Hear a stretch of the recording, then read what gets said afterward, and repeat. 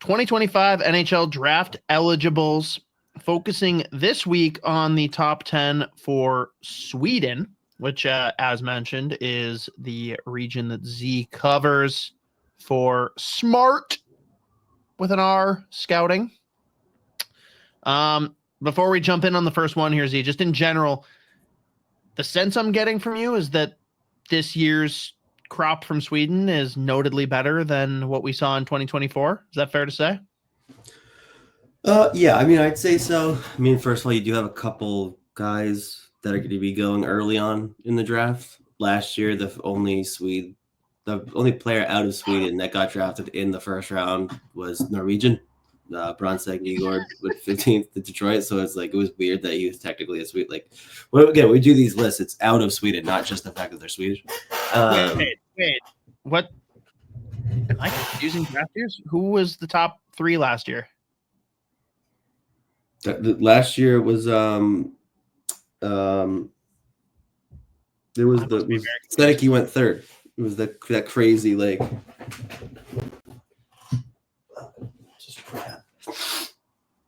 So I am off. I don't know why I thought Leo Carlson was last year. No, that was 2 years ago. Celebrini went first this year. Yeah, him and Seneca couldn't have both been in the same one. So yeah, I'm just dumb. Cool. Yeah, this is the Celebrini draft. Before we jump in here, Max Veach. Speaking of Sweden, I'm not even sure the current iteration of this team, being the Minnesota Wild, would win the SHL or Liga. Ouch. I won't argue, but ouch. Ugh. All right, Z, let's kick in then with your number 1, which this one threw Mateo for a loop when he was setting these up, which shout out to producer Mateo for putting together some awesome graphics for us. First guy on your list of top 10 Swedes in this year's draft, Victor Eklund, brother of Slippery Pete out in San Jose. Yeah, so I've gone pretty back and forth, especially lately. So, I mean, the top 2 Swedes this year play on the same team. They're on the same line quite often. But Victor Eklund's just been doing this all year. Like, I mean, he's producing like 0.75 points per game, and he's got a bomb of a shot. He plays a good 2-way game for such a small player. Like, he's unbelievably physical like he hits legitimately everything that moves. But the thing for me that's just like the separator between him and the next guy, like this shift specifically, the pace that he can play at is like ridiculous. Like, he dictates the game when he's on the ice and he has the puck on his stick. Like, he's going to retrieve loose pucks, win them back. He's deceptive. He can pass again. He can score. Like, he plays at a different rate than Frondell, who, I mean, this is actually Frondell scoring this goal, but the whole shift, like, it's just Eklund just flying around the offensive zone with the puck. But like, he plays with a pace that the separator for me when you talk about like him versus Anton Frondell. But again, he's going to play both sides. He primarily plays left wing right now for Djurgården, but like what he's doing at the Allsvensken level is something we haven't seen in a long time. Now, Frondell's also on a tear right now too. But like, again, for me, it's just been so consistent with Eklund all year.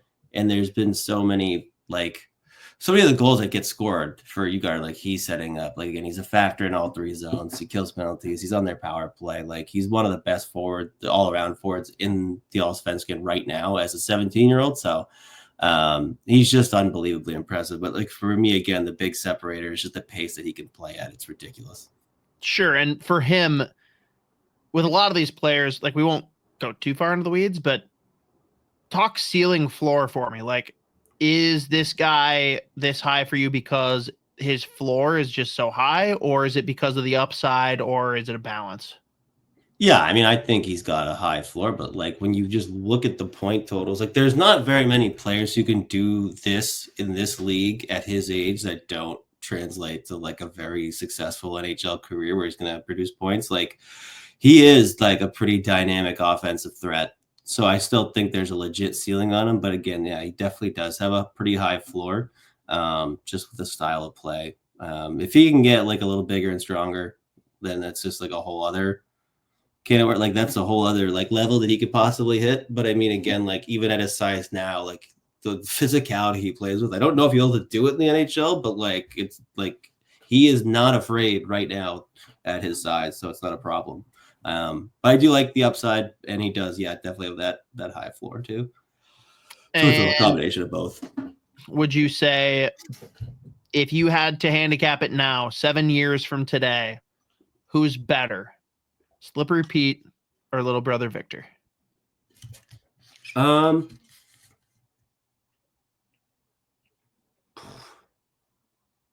And you don't have to necessarily base it on like how his brother has played in the NHL so far, like based on their draft profiles, like which guy were you more excited about in theory? That's pretty close. I really liked his brother too. Maybe just a recency bias thing, probably Victor. But if I went back and started watching old William Eklund, like the clips I used to have, I'd probably like, oh fuck. It's probably whoever I've just like watched more recently, so that's why I'll probably say Victor right now. But like again, like 31 points in 42 Allsvensken games as a 17-year-old is legitimately unbelievable. Like that is difficult, but yeah. All right, reasonable. We'll move on then to number 2 of your top 10 Swedes. Aforementioned Anton Frondell. Go off. Yeah, and I mean, the way that he's played the last 10, 12 games, he could make this look silly. I mean, this is a guy that's potentially going to be, I think, like, when all is said and done and the draft actually happens, he will probably go higher. Like, he's got a longer pedigree. Like, we've watched him play at a really high level for, like, longer than Eklund. But it's just been fast. Like, they've played on the same team, same line for, like, several years. But Frondell obviously had some injury problems last year and coming into this year. Got off to like a really slow start. But his last 10, 12 games, I think he's got like, I think maybe 15 points. He had a couple 3-point games mixed in there. Another guy, he's got a really fucking dangerous shot that he's got like the one-timer. He can also pull and drag. He's deceptive with that shot too. Plays more of like a north-south game without like a ton of pace. So that's the big, again, when I mentioned Eklund, like for me, the separator was the fact that he can play at a different pace than Frondell. But I mean, like some of these clips here where he's just entering the zone and he can cut to the middle and score. Like he is very funny. Just again, like the only thing that like makes me pause as far as like trying to feel confident in the projection is just the fact that he doesn't play at the quickest pace possible. So I could see him potentially ending up like, you know, middle to bottom 6 guy. But he has that legit upside. And I do think the floor for him is still high enough where it's like he's going to be an NHL player and he's going to be an effective one. I just like, again, when you compare him and Eklund and their styles and how they kind of approach the game, I just think there's more transferability for Eklund's game than Frondell. But I mean, what he's doing right now is ridiculous. Like he's going like SportsCenter top 10 about almost every game. First playoff game yesterday, scores in overtime, also has an assist. Eklund had 2 assists that game. They're really fun to watch. They factor in on a lot of each other's goals. Like that one right there, that stretch pass was Eklund, and then Frondell followed up and like for a tap in. But they're on the ice together like 80% of the time. It's very fun. But yeah, for me, the thing that's the big separator is that pace. Do we need a team to just go full Brian Burke and find a way to bring both in together? Is that the move? Yes. Okay, let's just go full sicko mode here. San Jose Sharks miss out on first overall and don't get Schaefer. Decide they're going to trade back and get 2 early picks somehow. I don't know how that's going to work out because I don't even know what the draft order is going to be and who's traded their picks away, but they bring in Frondell and Baby Eklund. How cool would that be? That would rule. I would be all in. I'd move to San Jose. That's really expensive. I don't know if you know. That's more expensive than Boston. No, Boston's number 1. We're official. No. Yep. It's official. Have you heard of Vancouver Island? The U.S.? Couldn't help myself. Now, the only other question I have on Frondell is he a no shit NHL center? Or that's another question too. I think so. I do think so. like it's fascinating to watch him and Eklund together on the ice because Frondell looks like he's 6'3", 6'4". It's just because he's heavier. Like I think he's half an inch taller than Eklund, and Eklund looks like he's like 2 feet shorter than Frondell. Like it's weird, but like Frondell, he just looks bigger. Again, it's because he's almost 200 pounds at 6 foot, and he's just strong. And has no problem getting to the middle of the ice. So yeah, no, I do think at the NHL level, I think he's gonna end up playing a center role. Like that's the other thing too with Eklund. There's more like playing on the wing. Like yeah, you could see that top six like winger no problem. Top six center is like a different beast, but at the same time, if they both have really high ceilings, you could take the center versus wing argument. Like it's just these two, I flip flop on them at this point, especially just given how much of a tear Frondell's been on lately. But I do think in the NHL level, he ends up playing center. Okay, very fair. Moving on then to number 3 for your top 10 Swedes in the draft, we have Milton Gastrin, which I don't know. Milton is like the weirdest like old man name to me.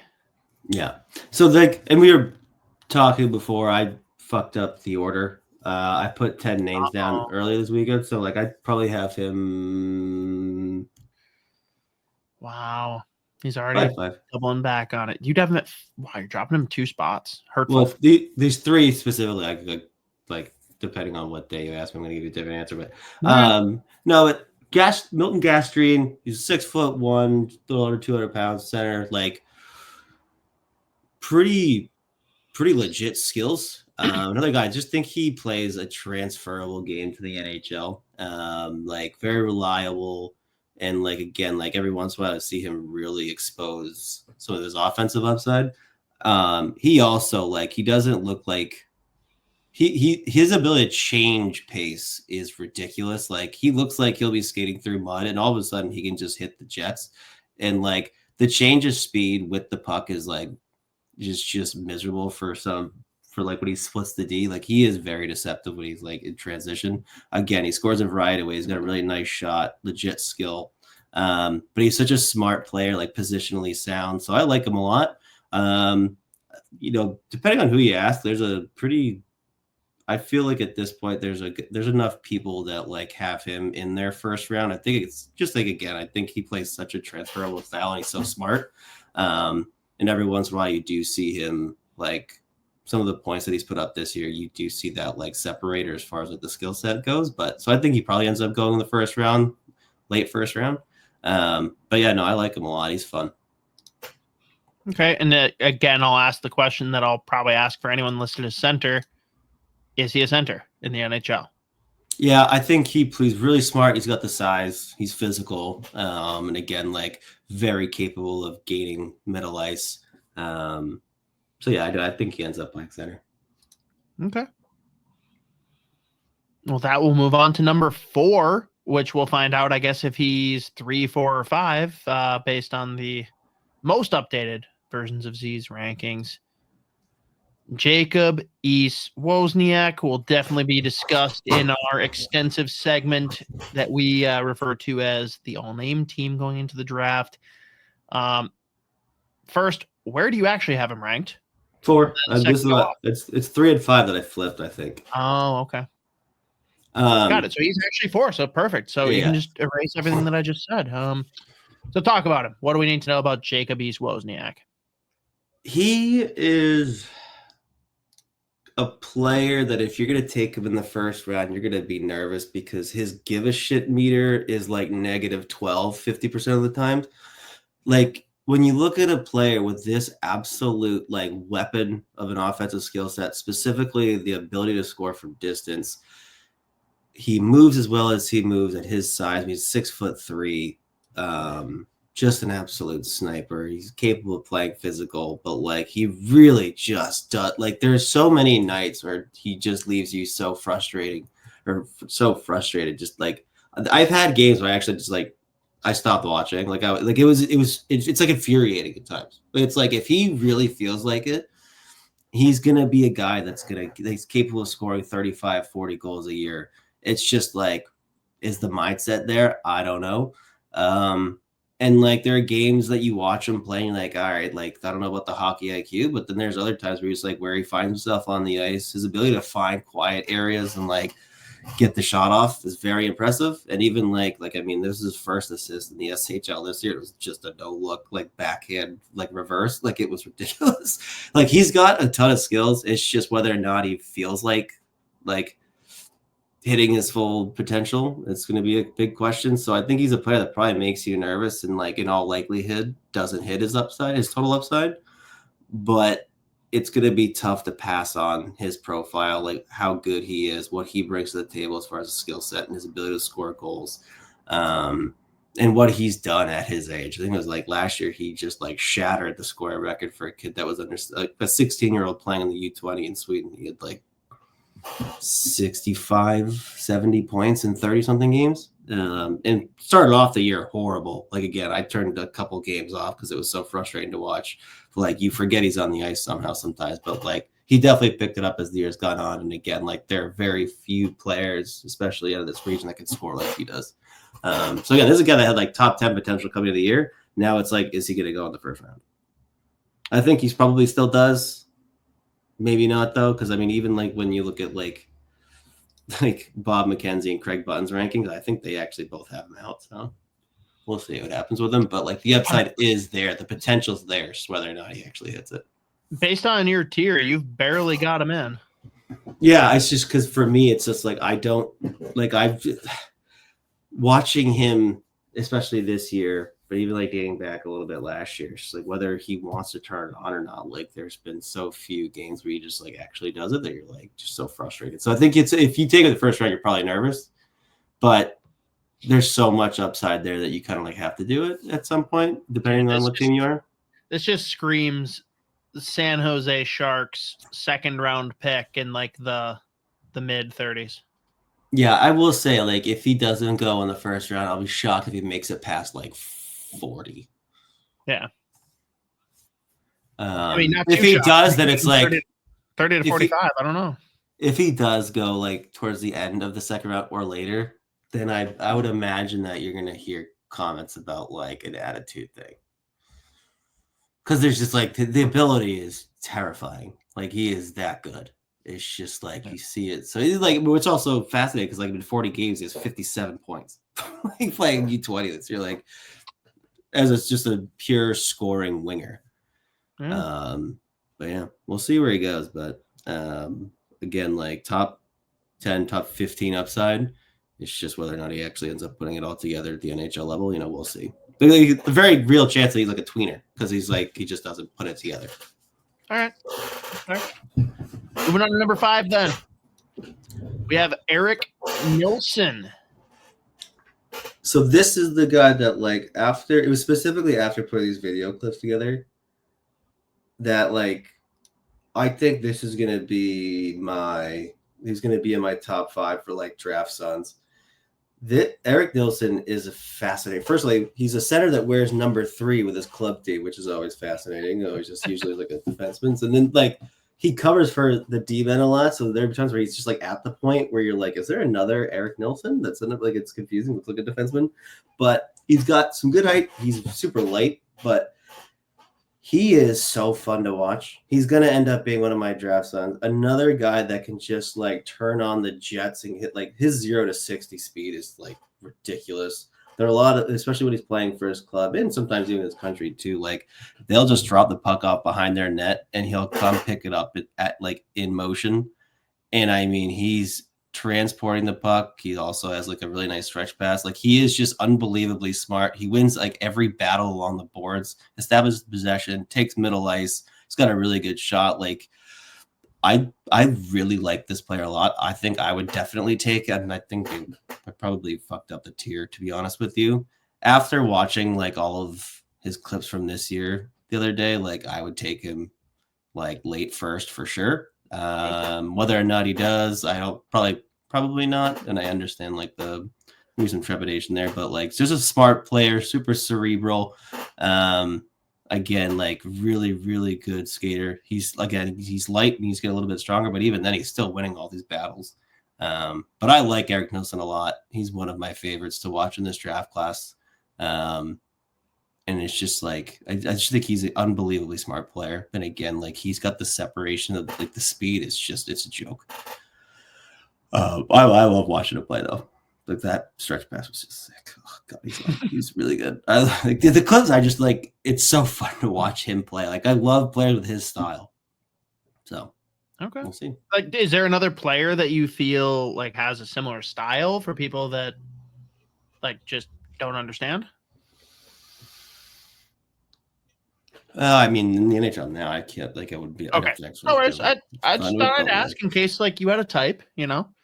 Well, like it was like 2 years ago, draft stud Oscar Fisker Wolgaard. It was like similar type vibe, but who pick between Nilson and Wolgaard? I'd probably stick with Wolgaard because he was just my boy. But I was gonna say if you had said different, I would have called you a liar. So that's good.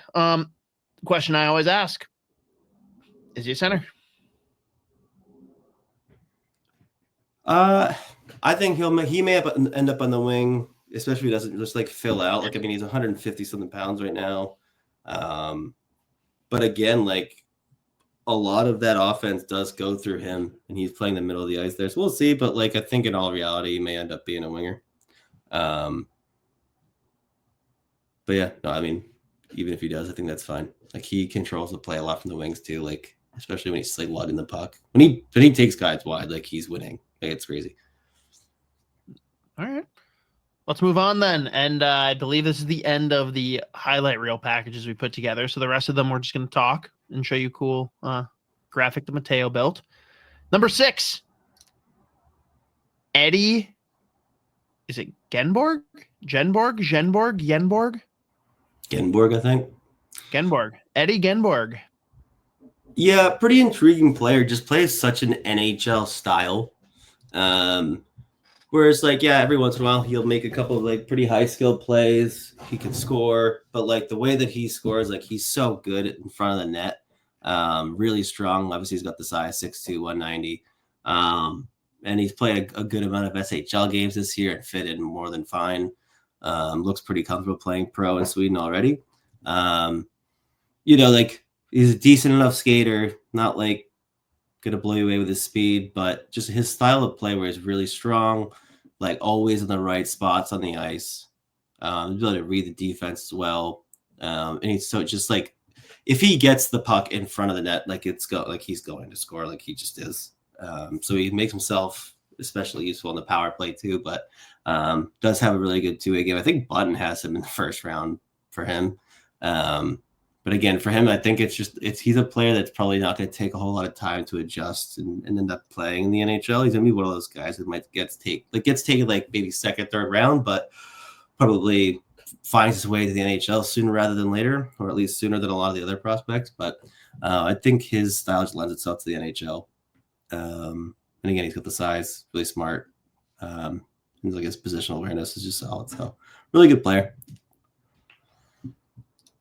Solid. Moving on to number 7, Arvid Drott. Sneaky great name.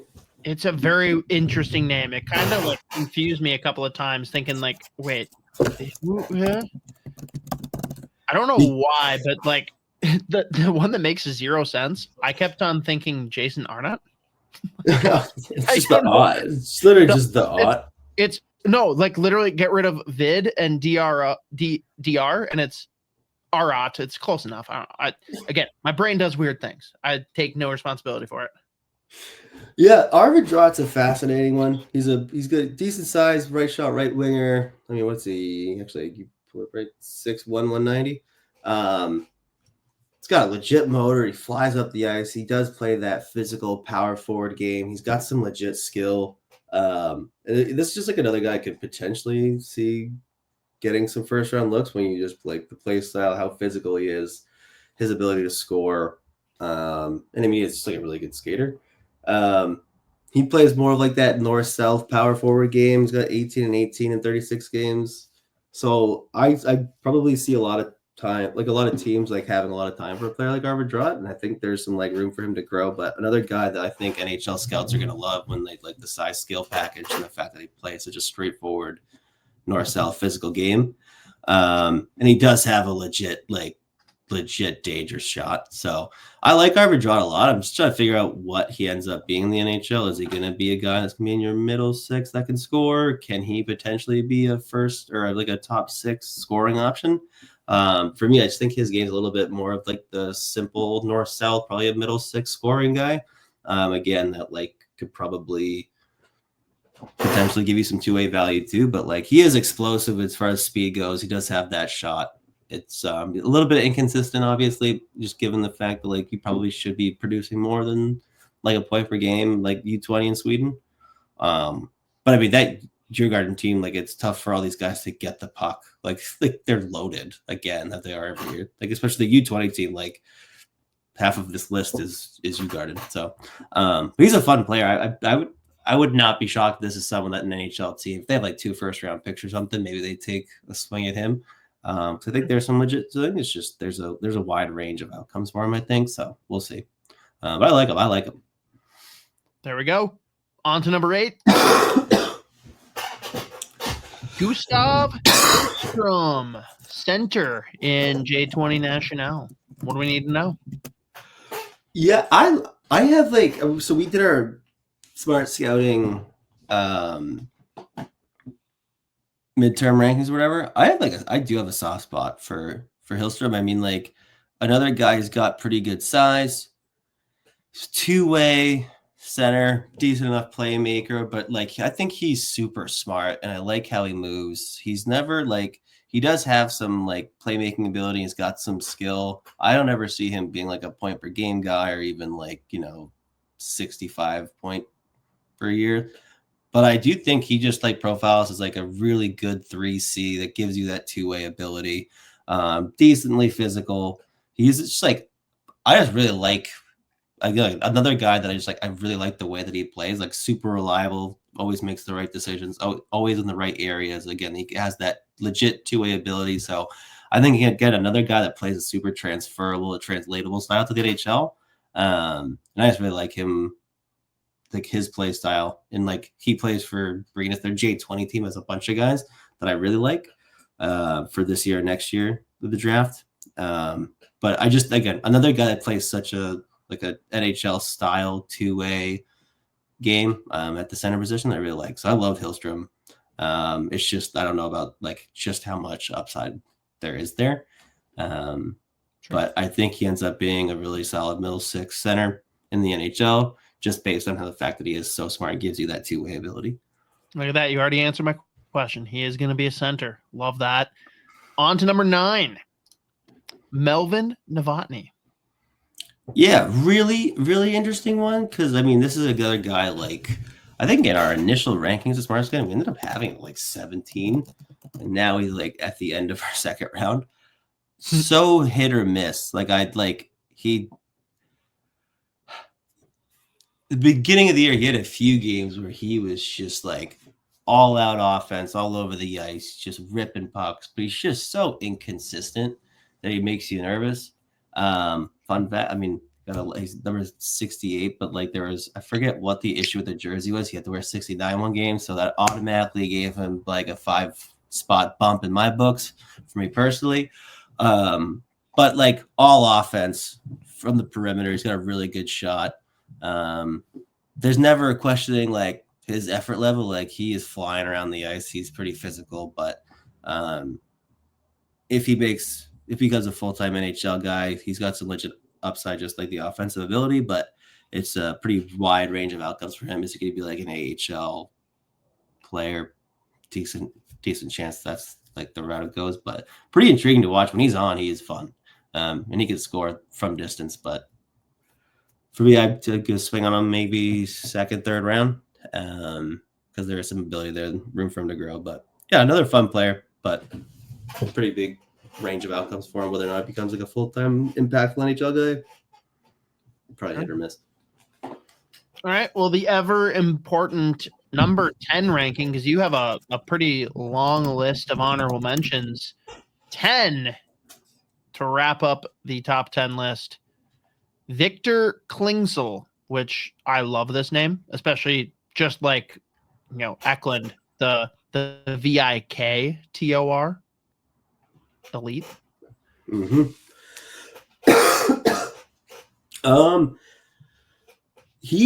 Victor Klingsell, he's a really fun player. He always plays really, really well with Team Sweden. Like, legit offensive upside. Like, he's on the smaller side, but like he's heavy and he's really strong. But like an absolute sniper, playmaker. Like the hands he creates, shot lanes, passing lanes. Like he is in the offense as well, especially in the power play. Like that offense runs through him, especially in Skellefteå this year. He's gotten some looks in the SHL, look pretty good. But, you know, if he becomes a full-time impactful NHL player, it's like he's got a top 6 game, and I don't know. Or, like, you know, plays on, like, a third line where he can be just, like, the pure scoring option. That's going to be his route. Again, a wide range of outcomes where it's like he's got legit NHL upside as far as skill, the shot, and, like, the way he can manipulate in the offensive zone. It's just not the most well-rounded game all around, obviously, but really intriguing player. And again, like when you watch him with Team Sweden, he just rips it up. So he's a really fun player to watch. But again, just like his style, it's like you can get a lot of those guys in the NHL. So whether or not he becomes a full-time, impactful scoring winger at the next level, we'll see. But he's really fun to watch. So I like Victor Klingsell a lot. Probably a late second, third, fourth round guy. Just plenty of guys with that skill set, I guess. But yeah, and just a note for everyone, because you've got these draft tiers, like based on your tiers, you've got all these guys going in the first 2 rounds. Like obviously there's some that are going to fall out and it's going to come down to team preference, especially when you get past the first round. But largely you view this top 10 list as all being first and second round talents more or less, right? yeah, I think like, so last year, we talked about before, like Bronseg Nygaard, Norwegian kid, but out of Sweden. So he's a Swedish prospect. Like he goes at 15. And then you saw like rounds 2, 3, 4, there was a long run on Swedes. And I think there's a decent chance it happens again where you've got like Eklund and Frondell are going to go real early. We'll see if there's a couple other guys that end up getting taken in that first round. Like a guy like Milton Gastrin, like wozniak, like Nilson or Drott. There's a chance that they go in the first round, just depending on which team, like their preferences. But I think like early, mid, there's a chance. There's a good amount of guys out of Sweden that go in the second round. Like I have a funny feeling rounds 2 and 3 is gonna be a lot of Swedes that get taken. It's just like, you know, there's guys like you see the flashes of the upside, but maybe go for like the home run swing somewhere else. But it's just one of those interesting years for Sweden. Next year, off the top of my head, there's a couple that are gonna like that are legit challenging for, you know, whatever top 5. So nice. Next so year, this top 10 group though, like there's going to be some steals here that fall late second, third, maybe even fourth. And those are the guys that when a team grabs them, you're going to be like, oh, you guys got a dog. All right. We don't need to talk about every guy here because that'd be insane, but just high level honorable mentions. No need to see us, but honorable mentions here. We've got Viggo Nordlund, left wing from Skellefteå. Michael what the fuck? This is breaking my brain. I don't even know what Isha would do with this. Michael S., center from Venus. We got Zeb Lindgren, left-handed defenseman. Max Westergaard, left wing. Carl Anborn, right-handed defenseman. Michael don't know, Eriksson, center, Färjestad, and Malte Voss, great name, left-handed defenseman from Färjestad as well. Z, who do you want to like highlight or focus on here, or is there anyone that you like? Maybe you just want to move past it and say we've acknowledged them now. Yeah, I mean, so specific, like a couple guys here. Viggo Nordlund is such a fun player to watch, but he is tiny. Like he's like 5. If he's actually 5'9", I'd be shocked, to be honest with you. He's listed at 5'9", 170. But like offensively, he is so far advanced versus like almost every other guy out of this region.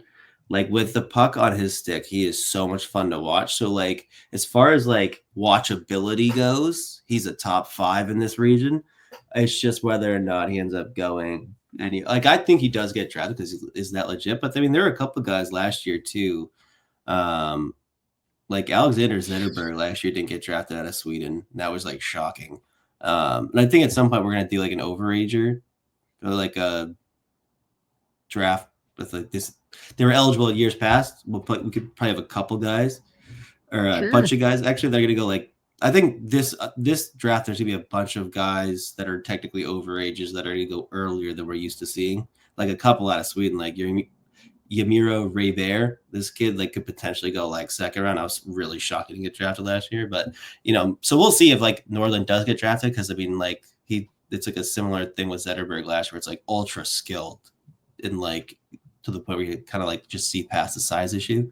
But he's really fun to watch. Like I love watching him. He's played like 10, 15 games in the SHL this year too. He's looked really good. So that'll be interesting. Mr. S, Michael Cervec. He's also really fun to watch. There's no way that's pronounced Cervec. That's how we were pronouncing it in our fucking midterm rankings. I'm calling him Shrek. Yeah, all right, that works. Another guy who like he flashes a ton of skill and he's pretty fun to watch. We'll see. I think he does end up getting drafted. The fact that he's a center, he plays like a center too. But he's fun to watch. The guys that I would imagine go earlier than I would anticipate. There are a couple here. Zeb Lindgren, left-hand D out of Skellefteå. He's a big 6'2", just under 200 pounds guy that like he does not going to give you a ton of offense, but every once in a while he flash a little bit. But he's so good defensively. He's really physical. He's a prick to play against. So I think teams are really going to like him. And it's also not something where I'd be like, oh, of course they take like the big left shot D-man who's like physical or whatever. Like he is a legit player. He's a really also skates really well for his size, so he's really fun to watch. And then Malte Voss is a similar thing. He is physical as fuck. He's not like the biggest dude in the world, but like he's like 6'1", 180. But like when you watch him play, like he looks like he at least plays like he's like 6'3", 6'4". I would imagine he probably goes earlier than I would take him, but also a pretty fun player, great name, like you said. Low key all name team guy for sure. Yeah. And I think one of the guys on this list that's going to play a really long time in this league, be a really reliable, shutdown defensive defenseman. You'll never hear his name, but whatever team drafts him, whenever he makes the NHL, he's going to play forever. Is Carl Anborn. He's got some actually like some decent points this year, but if he makes the NHL, which I think he will, he is going to be a shutdown defensive D-man. He's going to play for a long time, and you'll never hear his name unless he gets drafted by like your team. But I like just the reliability. Like he plays like a quiet but super effective game, shutdown defensive role. Played some pro hockey already, looks really good. So I think it's not going to take him a whole lot of time to adjust the NHL as well. So we could potentially even, assuming all goes well, you could potentially even see him playing in the NHL sooner rather than later. It's just one of those. It's always interesting too. It's like he plays such a quiet game. You almost wonder. It's like, do you think teams know about him? Like, it's like one of those things. But like, I do think he ends up playing a long time in the NHL. And he's just like a reliable 4-5. Max Vestergaard, by the way, is Finnish. He's one of those. He's like he came over like 2 years ago. So it's like I think his youth team was Pelicans, where Kumpalainen is from. They're from the same place. Nice. Fun fact. There you go. All right. That rounds out the Swedish top 10. Will be coming every week now, more or less, with the top ranked prospects for different regions or leagues. Next week, I believe we're targeting Finland, but stay tuned.